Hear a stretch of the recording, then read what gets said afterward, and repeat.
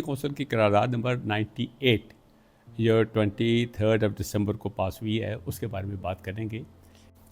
سلامتی کونسل نے ساتھ ہی ہندوستان اور پاکستان پہ زور دیا، یعنی ایک لحاظ سے اپیل کی ہندوستان اور پاکستان کو کہ یہ فوجوں کے انخلا کے حوالے سے جو فوجوں کی تعداد مقرر کی گئی ہے، ہندوستان اور پاکستان دونوں اس چیز کو تسلیم کریں اور اس کے مطابق آگے بڑھیں۔ اس پہ یہ ہندوستان اور پاکستان سے بسم اللہ الرحمن الرحیم۔ دوستو السلام علیکم۔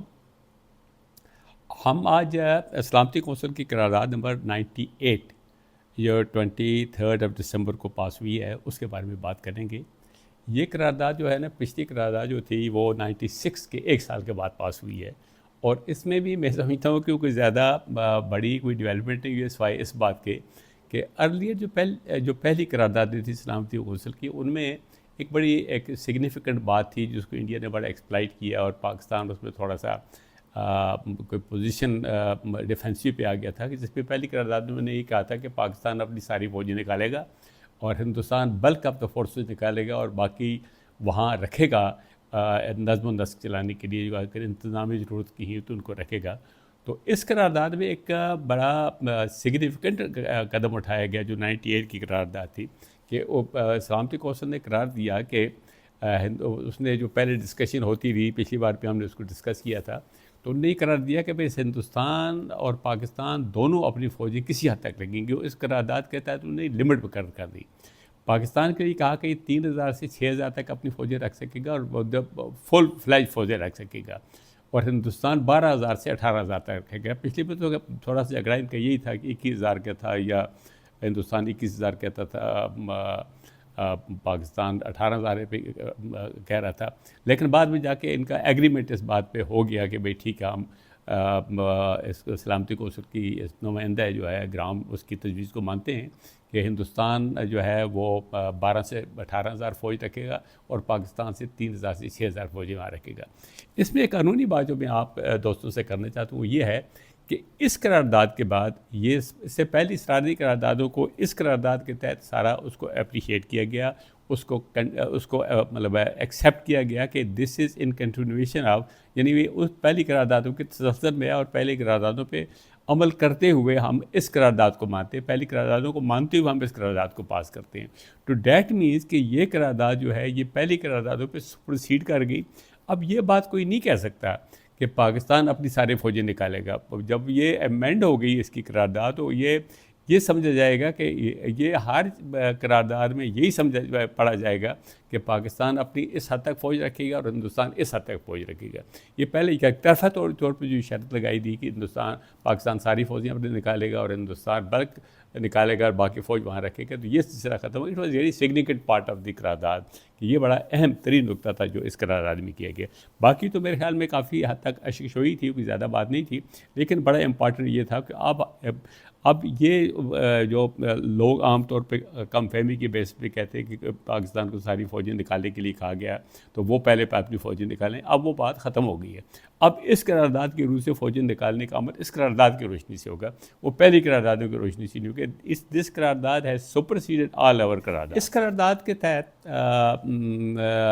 اپنا جو سلامتی کونسل نے جو چیز کنسیڈر کی گئی اس قرارداد کو پاس کرنے سے پہلے، وہ فرینک گرام کے جو ان کا نمائندہ تھا، اس کی ان 12 پوائنٹس کو جو انہوں نے کشمیر کے حوالے سے، جو اس قضیے کے حوالے سے سلامتی کونسل کو بھیجے تھے، ان میں سے 22 اپریل اور 16 سپٹمبر کا جو اس نے رپورٹیں بھیجی تھی، ان کو کنسیڈر کیا گیا، اور ان کو کنسیڈر کرنے کے بعد یہ قرارداد پاس کی گئی۔ وہ پوائنٹس کیا تھے کہ ان پوائنٹس کے روح سے اپنا ہندوستان اور پاکستان دونوں نے ان تمام چیزوں کو جو سلامتی کونسل کے پہلے قراردادوں میں پاس ہوئی تھی ان سب کو اتفاق کر لیا تھا، لیکن 2 چیزوں میں ان میں اختلاف رہا جو اس قرارداد کے پاس ہونے تک ہندوستان اور پاکستان کے درمیان تنازع کا باعث بنا رہا، اور انہوں نے 2 پوائنٹس کو تسلیم نہیں کیا، باقی ساری چیزوں کو انہوں نے تسلیم کر لیا۔ وہ 2 پوائنٹس کیا تھے کہ ہندوستان نے فوجوں کے انخلا پہ، ایون پاکستان نے بھی، اور ناظم رائے شماری کے مقرر کیے جانے پہ بھی ہندوستان نے اعتراض کیا کہ بھئی نہیں مقرر ہو سکتا کہ جب تک فوجوں کا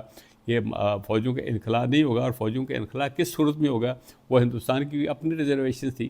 تو یہ 2 چیزیں رہ گئی تھی، تو بڑے امپارٹنٹ اسپیکٹس یہ تھے۔ باقی سارے سلامتی کونسل کی جو قراردادیں تھیں، انڈیا پاکستان نے دونوں نے اس قرارداد کے پاس ہونے تک ساری اتفاق کر لی، اور اس گرام کو یہ کریڈٹ جاتا ہے کہ اس نے جو ہے کنٹروورسی کو یا قراردادوں کو یا سٹیپس کو نیرو ڈاؤن کرتے ہوئے اس حد تک پہنچا دیا کہ باقی ساری چیزیں قابل تسلیم ہیں.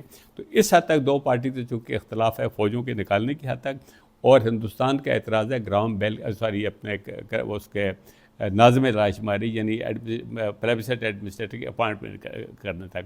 اس کی کیا ریزن تھی، اس نے کیوں اعتراض کیا، تو وہ ہندوستان ڈپلومیٹکلی بہتر جان سکتا تھا کیا ہے. لیکن بظاہر یہ بات لگتی ہے کہ اس کو چونکہ نکالنے کی نیت نہیں تھی، کچھ کرنے کی نیت نہیں تھی، اس لیے ان نے وقت لیتا رہا.